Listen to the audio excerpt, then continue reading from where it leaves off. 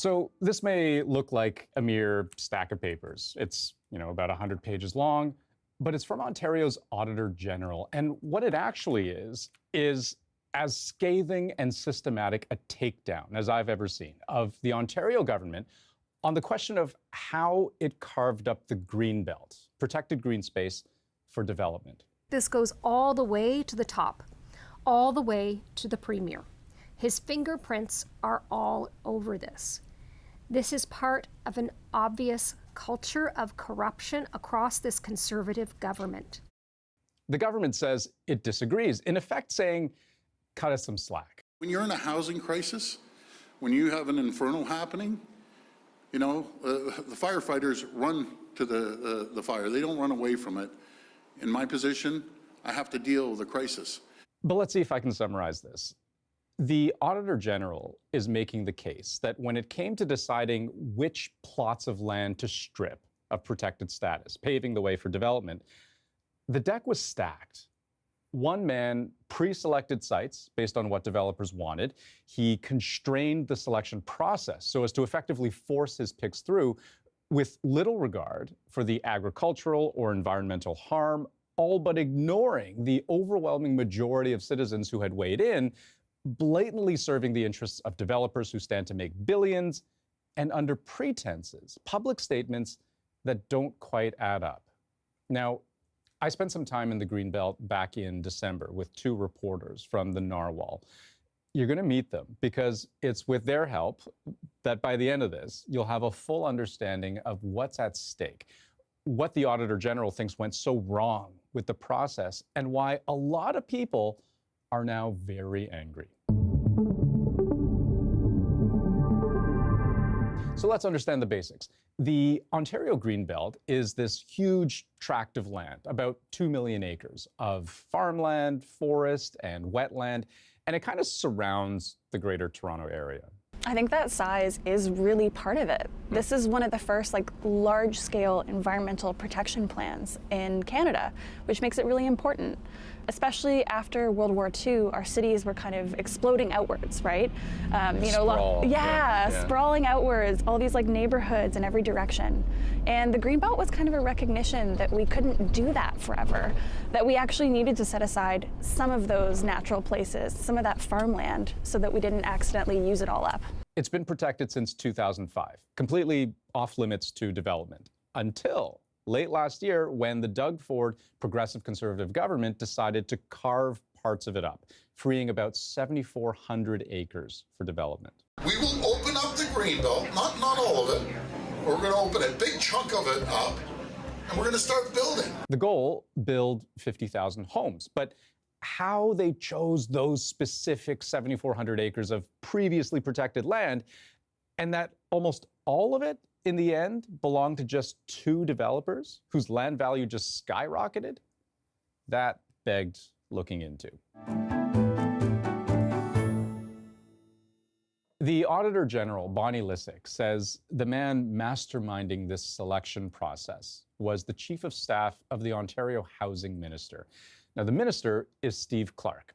The Chief of Staff, not specifically named in the report, but at a news conference, the Auditor General said he was the current Chief of Staff to the minister, which would be Ryan Amato, seen here on his LinkedIn page. So for people who haven't watched a political show in their life or maybe don't care about politics, a Chief of Staff is the senior most political member of a minister's office.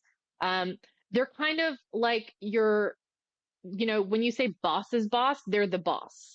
Amato, according to Lysyk, led a small team called the Greenbelt Project Team to decide, of all the Greenbelt that could be open for development, which parcels of land to choose. What followed cannot be described as a standard or defensible process. Lysyk says the process was flawed from the very start. So first, that the team was sworn to secrecy. Their work was confidential. Look, we expect our governments to be transparent with the public that elected them. And in Ontario, we have processes to ensure that the public is part of any deliberation over environmental or energy policy. But what has been described in the Auditor General's report is the complete opposite of that. Second, they were given just a 3-week timeline to choose which sites would lose Greenbelt protection. That is not enough time for them to consult everyone that needs to be consulted. And what the Auditor General describes is they were limited again and again and again. And third, the list of sites up for consideration was handpicked by the Chief of Staff himself. The team only assessed 22 sites as options for removal from the Greenbelt, of which 21 were provided to them by the Housing Minister's Chief of Staff. In the end, they settled on 15 sites, 12 of which were put forward to the Chief of Staff by the developers themselves. According to LISIC, 2 prominent developers gave packages of information on their properties during a dinner function. These were specific requests to remove their land from Greenbelt protection. In the end, they had 5 sites in mind, and of the 15 sites ultimately selected, these 5 land sites represent about 92% of the approximately 7,400 acres removed from the Greenbelt in December last year. Okay, so I think we're getting close to where we're going. Where are we going? Well, we are headed to an area really close to the Dauphin Rouge Agricultural Preserve. This is the most fertile, richest agricultural land in the entire country. It's got the farmland here and the food that grows here is so special. The real sting here for many is that the vast majority of the land acreage that's been cut out, more than 80% of it, is considered prime agricultural land. Effectively, the highest quality farmland in the entire province. But that's not all. Wetlands in particular around here naturally filter the water that runs through.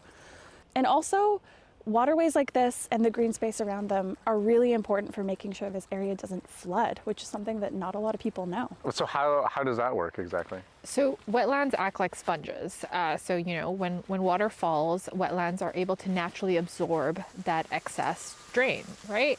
Whereas if you imagine rain falling on concrete, on pavement, in cities, it just collects, right? It stays on the surface. Right. Wetlands allow it to naturally go into the ground and protects, surrounding property and humans and life. So here's the shocker. The Auditor General says there was, quote, little expert input on these or any of the usual things a government would consider when picking out which land to pave over, especially when we're talking about protected land. Can you see the whole big picture? Are they allowed to see the whole big picture? That includes First Nation chiefs. That includes municipalities. That includes engineers, developers, farmers. Were they able to talk to all those people and figure out which sites were best? And when you're arbitrarily picking sites that are in, spaces that have been designated as floodplains, or in spaces that don't have the infrastructure and protections you need to mitigate flood risk, then are you really building houses that will help Ontarians? Now, Doug Ford's defense all along has been that as painful as it is to carve up the Greenbelt, it's a relatively small price to pay to help solve a crisis. 1/3 of 1%, I'm going to repeat that number, 1/3 of 1% was taken out of the Greenbelt. We have a housing crisis, the likes of which this province and this country has never seen before. But the Auditor General says these two things have nothing to do with each other, that the government had already allocated 1.5 million new homes, that's the stated long-term goal, to various municipalities before the Greenbelt was cut up. To put it another way, there's already land to build on. The government didn't need to turn to the Greenbelt to build homes. What's more, LISIC points out we still have no idea how much of the land can actually be developed by 2025, which is the government's promise, because the project team just didn't have the time to consider it. The chief planner for Durham region, which is where a big chunk of the land is, says it will take as many as 25 years to have full infrastructure service for housing development there. So if there's a housing crisis, what part of that exactly is solved by cutting open the Greenbelt? Maybe the biggest question we don't have an answer to is who knew what. The report lays bare how the housing minister's chief of staff orchestrated virtually everything we've mentioned. But did the housing minister know about this? I mean, he's supposed to be his boss, after all, right? Or did the premier know about this?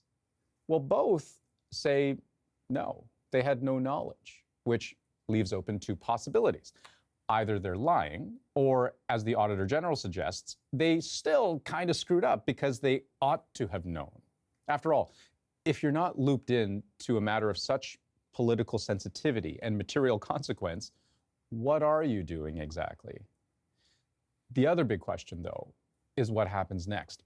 The Auditor General put forward 15 recommendations on all kinds of things, ranging from transparency to better communication, clarifying of roles, and the government has accepted all of them but one. Recommendation 14 is for the government to re-evaluate its choices.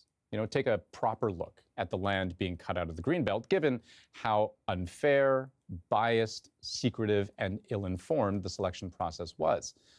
Ford's response, that's the one thing he won't do. We'll be right back.